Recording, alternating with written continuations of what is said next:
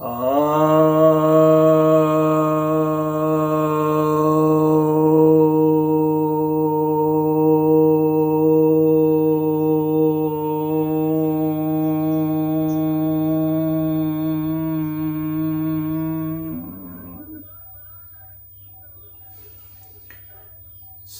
भक्तजनों को सप्रेम नमन। भक्तों, आज मैं आपको वेद में वनस्पति विज्ञान के ऊपर कुछ कहने जा रहा हूँ। पहले भी इस पर 3 वीडियो दे चुका हूँ, क्योंकि विषय ये बड़ा था, इसलिए 3 वीडियो हुआ। आज जो है अंतिम वीडियो, चौथा वीडियो देने जा रहा हूँ। इसमें बताया जा रहा है कि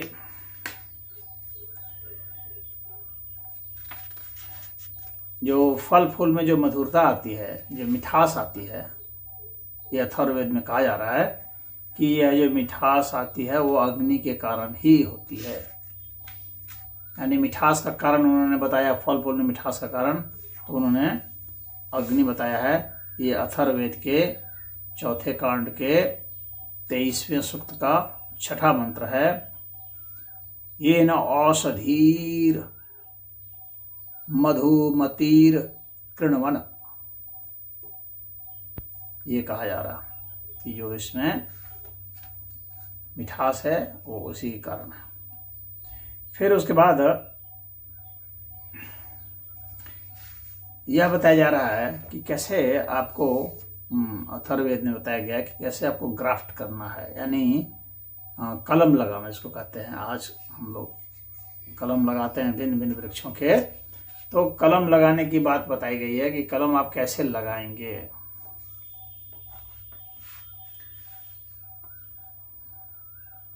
तो वृक्षों में कलम लगाने का जो उल्लेख आता है वह अथर्ववेद के 3रे कांड के 6ठे सूक्त का पहला मंत्र है और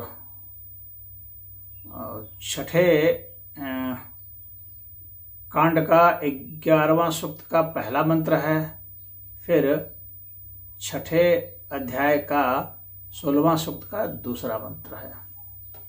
ये आता है किस तरह से कलम लगाना है। तो इसमें बताया जाता है कि जो खदीर का यानी खैर का जो वृक्ष है और पीपल का जो वृक्ष है उसके ऊपर जो है उनका जो कैसे पेड़ लगाया जाता है, और उसमें जो है जिसको जिसमें लगाया जाता है उसके अनुसार से जो है उसको पुल्लिंग स्त्रीलिंग का जो है वो दे दिया जाता है, वर्गीकृत कर दिया जाता है कि इसमें लगाए हैं तो यह जो है स्त्री है और जिसको लगाए हैं वो पुरुष है, उसमें आरोपित कर दिया जाता है। तो अथर्ववेद का 3रा कांड का 6ठा सूक्त का पहला मंत्र कह रहा है, पुमान पुंसः परिजातु अश्वत्थः खदिरादधि, अर्थात खदीर के पेड़ पर अश्वत्थ का पेड़ लगाना। खदीर के पेड़ पर के अश्वत्थ उसे टहनी जो है उस पर उसको लगा देते हैं। समी वृक्ष के ऊपर जो है अश्वत्थ का, पीपल का पेड़ लगाना, उस पर उसका भी दिया हुआ है। समीम अश्वत्थ आरूढ़स्तत्र पुंसवन कृतम, तो उस पर उसको कैसे ग्राफ्ट करके लगाएंगे। समी के ऊपर जो है पीपल का लगा देना। फिर जो है मदावती जो है उस वृक्ष पर बेहलव की कलम लगाना, और ये आबयु वृक्ष को तैयार करना। ये जो है 6ठे अथर्ववेद का 6ठे कांड का 16वां सूक्त का दूसरा मंत्र है। विहल्लभो नामते पिता मदावती नामते माता। इस तरह से इसमें ये बताया गया है। और यह भी बताया गया है कि वनस्पतियों के अंदर जो है अग्नि विद्यमान है, उसके कारण ही वृक्षों की वृद्धि होती है, उसी से फल फूल लगते हैं, उसी से फलों में मधुरता आती है। तो यह जो है ऋग्वेद में बताया जाता है। तो ऋग्वेद में ये 7वें मंडल का चौथा सूक्त का 5वां मंत्र और 10वें मंडल का 91वां सूक्त का 6ठा मंत्र है।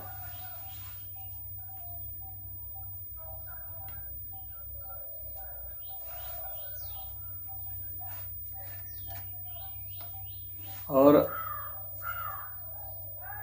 अग्नि के द्वारा सभी वनस्पतियों में पाक प्रक्रिया होती है, ये फल लगते हैं। इस बात का भी जिक्र जो है वह ऋग्वेद में है।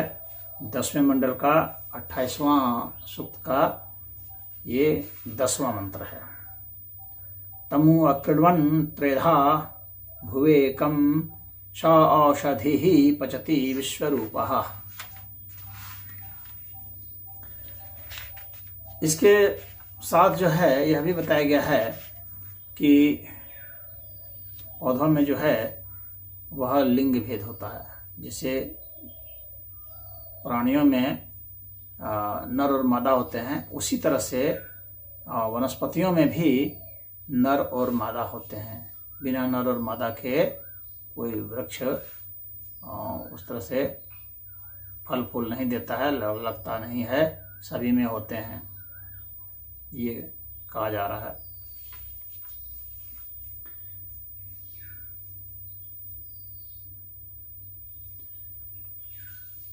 तो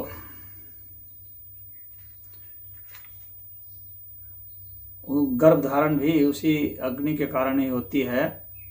और ये वृक्ष जो है ना, ये ऑक्सीजन देते हैं। और यहाँ पर अग्नि को ही आप समझिए ऑक्सीजन मान लीजिए, उसके अंदर जो है अग्नि होती है, यहाँ ऑक्सीजन बताया जाता है। इस तरह से वृक्ष अपनी जड़ से जो जल को खींचते हैं तथा उस जल से यह अग्नि मतलब ऑक्सीजन जो है तैयार होती है। सभी वृक्ष लता और वनस्पतियाँ इस गर्भस्थ अग्नि को यानी ऑक्सीजन को बाहर फेंकती हैं। इस मंत्र में प्रकाश संश्लेषण का संकेत मात्र है। तो ये जो मंत्र है यह मैं आपको पढ़ के सुना रहा हूँ।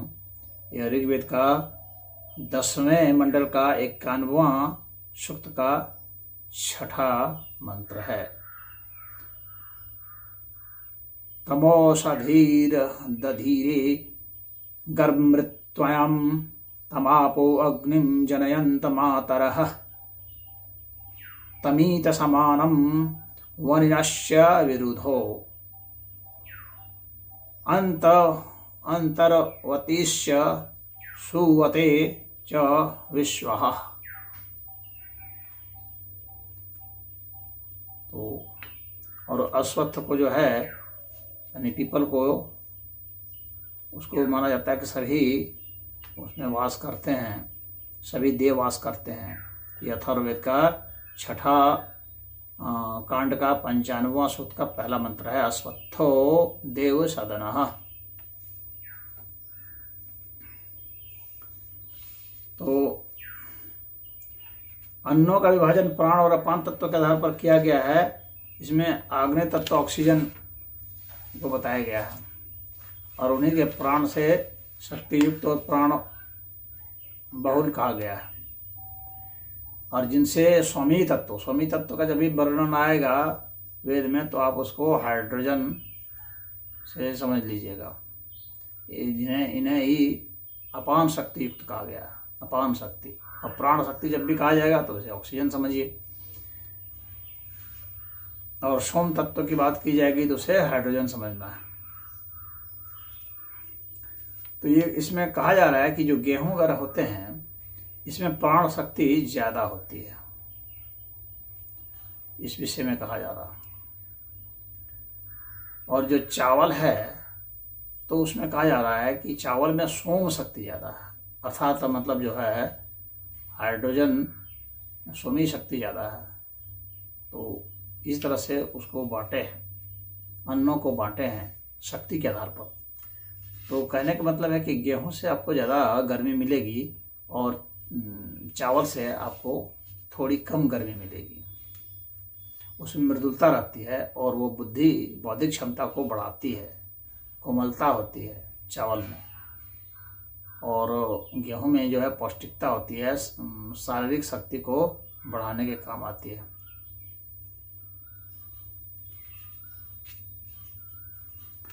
तो यही प्राण अपान के नाम पर ही इतना तो कैटेगराइज नहीं किया गया था जैसे आज किया गया है, लेकिन उसका कुछ रूडिमेंट्री जो पहले से एक मोटे तौर पर जो कहा जाता है कि हाँ इसमें विटामिन है, कार्बोहाइड्रेट है, फैट है, इस तरह से जो आप लोग कहते हैं, तो उस समय तो उसको वसा के नाम से कहते थे, फैट वगैरह को तेल के नाम से कहते थे, और शक्ति को प्राण और अपान शक्ति के आधार पर उसको बांटे थे। इनको भी एक तरह से औषधि के रूप में कहा गया है, जौ को कहा गया है। ये जो है कफ वात पित्त ये तीनों में यह समान रहता है जौ, इसलिए जौ का बहुत महत्व दिया गया है। यज्ञों में भी जौ का प्रयोग होता है।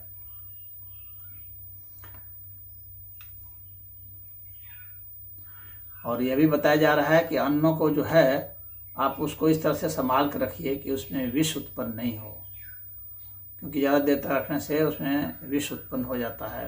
तो ऐसे संभाल कर रखने का भी अथर्ववेद में वर्णन किया गया है कि कैसे आप संभाल कर रखेंगे। भंडारण मतलब करने की बात बताई गई है, उसकी विधि बताई गई है। अथर्ववेद का 11वां जो कांड है उसका 4था सूक्त का 13वां मंत्र, और उसको औषधि के रूप में कैसे प्रयोग करते हैं अन्न को, तो उसके विषय में अथर्ववेद का 8वां कांड का 7वां सूक्त का 20वां मंत्र मैं पढ़ रहा हूँ। बृहिर यवश्य भेषजौ। तो बृहिर अर्थात चावल और जौ जो है ये भेषज है, औषधि है। यह इन्हीं से जो आशा वगैरह भी बना दिए जाते हैं, और कई तरह के उसमें और भी चीज़ें होती हैं जिसके कारण जो है वो पुष्टिकारक भी माना जाता है, और उसको भोजन के रूप में लेने के लिए बताया गया है। तो अथर्ववेद का ये 8वां कांड का 2रा सूक्त का 19वां मंत्र है, जिसमें कि बताया जा रहा है यदनाध्यम सर्वम ते अन्नम विषम कृणोमि। तो यहाँ ये बताया जा रहा है कि कीटाणुओं से बचा कर रखो, अविष और निर्विष को, या हो जाएगा तो जो अन्न है उनको कीटाणुओं से, जीवाणुओं से बचा कर रखो, तो खराब हो जाते हैं। तो खराब होने का मतलब है कि उसमें विष हो जाता है। देखते हैं रखा जो अन्न है थोड़ी बदबूदार हो जाती है, तो बदबू कहाँ से आती है, तो उसमें इन्फेक्शन हो गया है, इसीलिए वो विषैला हो गया है, तो बदबू आती है, सड़ रहा है, गल रहा है, उसमें फफूंद लग गए हैं। तो इसलिए इसको भंडारण की विधि बताई जाती है कि अच्छे से भंडारण करके रखना चाहिए।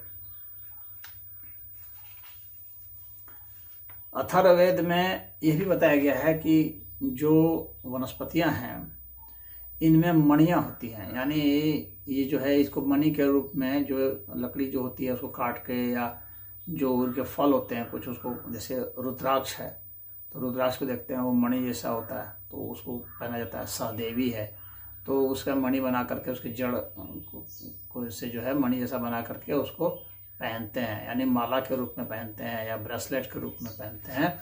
तो उसका भी फायदा होता है क्योंकि उनमें वे तत्व मौजूद रहते हैं, तो इसलिए उनको मनका कहा जाता है। माला वगैरह भी जो बनते हैं, चाहे तुलसी की माला है तो तुलसी के पौधे का वो काट करके बनाया जाता है, तुलसी की माला होगा। वैजयंती है, वैजयंती की माला उसके जो है बीज निकाल करके और उसको बनाते हैं, मनका उसको कहा जाता है। आप लोग जो माला फेरते हैं जानते हैं।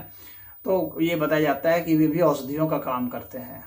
जैसे रुद्राक्ष जो है हमारे हृदय को बचाता है, पुष्ट करता है, चर्म रोग से बचाता है। सहदेवी जो है ज्वर से बचाता है, और उसी तरह से जो है तुलसी है तो ये हमें कीटाणु विषाणुओं से बचाता है, रोगों से बचाता है, चर्म रोग से भी बचाता है। तो इसको बताया जाता है कि इससे जो दाने होते हैं तो ये जो है पहनने के काम में लिया जाना चाहिए। इसमें औषधि गुण से ये भरपूर होते हैं। तो इसका वर्णन भी जो है अथर्ववेद में आता है। तो अलग अलग मणियाँ होती हैं, अर्जुन की भी मणियाँ होती हैं, जिसको जंगड़ी मणि कहा जाता है। अर्जुन का मैंने तुलसी का बताया आपको, अर्जुन वृक्ष होता है जो कि ब्लड प्रेशर को आपका नियमित करता है अर्जुन। तो अर्जुन का काढ़ा का रस भी पीते हैं। High blood pressure, low blood pressure दोनों में काम आता है। जैसे अर्जुन जो ऐसा विलक्षण होता है, अगर आप उसको बॉयल कर देंगे और उसके बाद उसको पिएंगे तो आपका लो ब्लड प्रेशर को नॉर्मल करेगा। अगर आप उसको सिर्फ पानी में डाल देंगे फिर पानी में डाला हुआ का पिएंगे तो आपका हाई ब्लड प्रेशर को नॉर्मल कर देगा। तो इस तरह से ये होता है। तो अर्जुन के मणि को जो है जंगड़ी मणि कहा जाता है।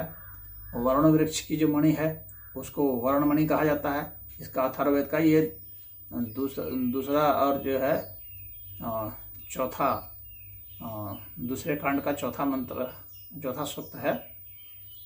और वर्णमणि का है तो 10वें कांड का तीसरा सूक्त है, उसमें दिया गया है। उसी तरह से कुश जो घास होती है उससे भी मणि बनाई जाती है, उसको दर्भ मणि कहा जाता है। हाँ, तो अथर्ववेद का ये 19वां कांड का 28वां से 30वें सूक्त तक में ये आपको मिलेगा।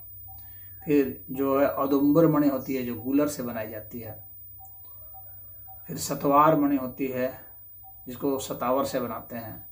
इससे पर्ण मणि होती है जो पलाश से बनाते हैं।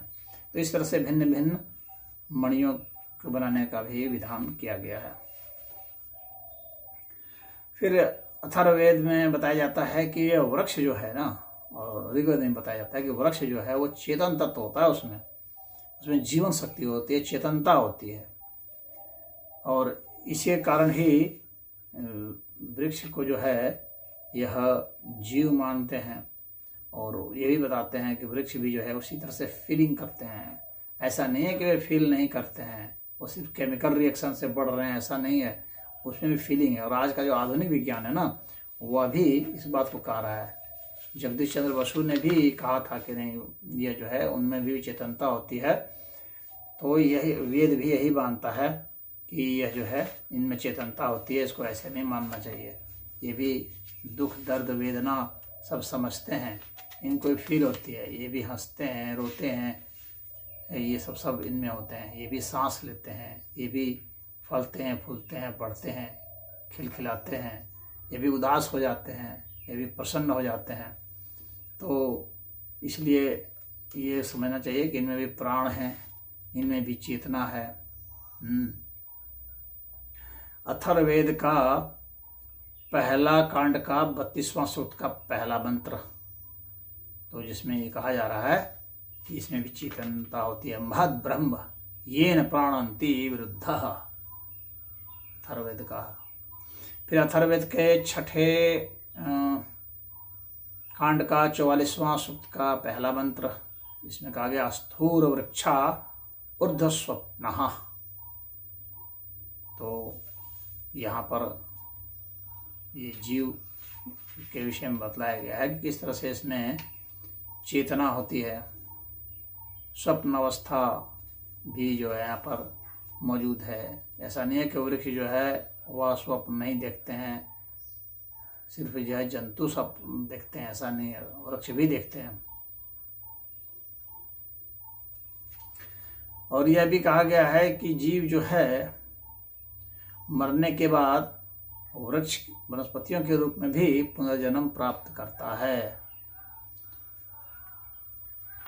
यहाँ पर यानी वृक्ष के रूप में भी हमारा जन्म हो सकता है। अगर हमारा लगाव होगा वृक्षों से तो हम सोचेंगे कि वृक्ष जैसा भी हम भी अनुभव करें, तो हो सकता है कि वृक्ष के रूप में हमारा जन्म भी हो जाए। औषधिषु प्रतिष्ठा शरीरे है, इस तरह से कहा गया है। अथर्ववेद का 18वां कांड का दूसरे सूक्त का 7वां मंत्र यह कह रहा है कि ये मृत आत्मा जो है तुम औषधियों में अपने शरीर से प्रतिष्ठित होना। तो यहाँ पर औषधि यानी वृक्ष वनस्पति में भी जन्मने की बात की गई है। उनमें चेतनता है, इसीलिए कहा जाता है कि वो साल भर में अपने घाव को भर लेते हैं। अथर्ववेद का 8वां कांड का 10वां सूक्त का 18वां मंत्र जो है वो इस बात को कह रहा है। तस्माद् वनस्पतीनां संवत्सरे वृगणम् अपि रोहति। ये कहा गया है कि साल भर में अपने घाव को वृक्ष भर लेते हैं। और ऋग्वेद में कथन है कि यहाँ जो है ये जो आत्मा है जो कि अमर अग्नि है वो वृक्षों में भी प्रकाशित हो रहा है। यह ऋग्वेद में कहा गया है। उस चेतना का, उस अमृतत्व का यानी आत्मा का वर्णन उसमें भी है, यह कहा जा रहा है। तो ऋग्वेद का यह 6ठा मंडल का 12वां सूक्त का 3रा मंत्र है। चेतति तमन अमर्त्यो अवृत्र औषधिषु, कहा गया है। तो ये बहुत ही महत्वपूर्ण है।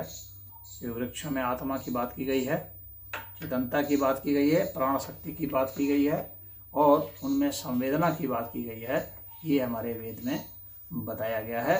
अब कोई यह ना कहे कि भाई अभी अभी जो खोज हो रहा है उसके आधार पर कहा जा रहा है, नहीं, ये पहले से ही है, इसलिए मंत्र सहित आपको बता रहा हूँ और रेफरेंस सहित बता रहा हूँ। आप जा करके चेक करके देख सकते हैं। ये अभी के हिसाब से नहीं कहा जा रहा है। हमारे उपनिषदों में भी इस तरह की बातें हैं। बृहदारण्यक उपनिषद में भी कहा गया है 3:9-28 में। बृहदारण्यक उपनिषद में कहा गया है कि मनुष्य और वृक्ष में समानता है। बृहदारण्यक उपनिषद कहता है वृक्ष जो है वो मनुष्यों के ही समान होते हैं। मनुष्यों के भी बाल होते हैं, तो वृक्षों के भी जो रोम होते हैं ना वे उसके जैसे बाल ही है। मनुष्य के शरीर पर भी त्वचा होती है, तो वृक्षों के भी त्वचा होती है। मनुष्य को जो त्वचा को काटा जाता है ना तो खून निकलता है, वृक्षों को भी काटा जाता है तो उसमें से रस निकलता है। दोनों में घाव होते हैं, दोनों के घाव भरते हैं। मनुष्यों के शरीर में हड्डी है तो वृक्षों में भी जो है वो भीतर जो है वो हड्डी होती है, पित्त होता है, जिसको पित्त कहते हैं। तो ये दोनों ही समानता है उसमें। यथा वृक्षो वनस्पति तथैव पुरुषो अमृषा तस्य लोमानि पर्णानि त्वगस्य उत्पाटिका बहिः। तो यह जो है बृहदारण्यक उपनिषद का था। तो उपनिषद में भी जो है वेद का ही वह ज्ञान, वेद का ज्ञान कांड उपनिषद है। और महाभारत में भी इस तरह से वर्णन आता है शांति पर्व में कि जब प्रश्न करते हैं भारद्वाज ऋषि, तो भृगु ऋषि ने उसका उत्तर दिया है। तो वो बताते हैं कि कैसे भीतर से जो है पानी खींच लेता है, जड़ जो है फिर ऊपर से जो है ऊपर पहुंचा देता है, फिर ये जमीन के जो अर्क हैं वो भी निकाल लेता है, यानी खनिज पदार्थ वगैरह सब निकाल लेते हैं और ऊपर पहुंचाते हैं। वहाँ जो है प्राण शक्ति वहाँ तैयार होती है। तो इस तरह से वर्णन किया हुआ है। यह भी बताया गया कि जैसे मनुष्य जो है वो सांस कैसे लेता है, तो मनुष्य जैसे नाक से सांस लेता है और कैसे पानी पी लेता है, तो मुँह लगा करके पानी पी लेता है, उसी प्रकार जो है कि ये भी पौधे भी जो है पानी पी लेते हैं, जड़ के द्वारा पानी पी लेते हैं। तो यह बात बताई गई है। तो वृक्षों में रस का संचार होता है, इस बात का वर्णन किया गया है कि रस का संचार होता है। वैशेषिक दर्शन में भी इसके विषय में बताया जाता है। अब इतना सब कुछ बता दिया गया कि उसमें रस का संचार होता है, उसमें आत्मा होती है, भावनाएं होती हैं, प्राण शक्ति होती है, अग्नि होती है। तो ये सब जो है हम लोग के वेद में बताया गया है। और उसी के कारण जो बाकी अन्य जो ग्रंथ बने बाद में, तो उसमें भी इसी का रिफ्लेक्शन आता है, इसी सब की बातें आती हैं। तो वनस्पति विज्ञान से संबंधित वेद में जो जिक्र है उसका हमने यथावत वर्णन कर दिया है, और इससे वेद में वनस्पति विज्ञान की विद्यमानता जो है वह सिद्ध होती है। हरि ओम।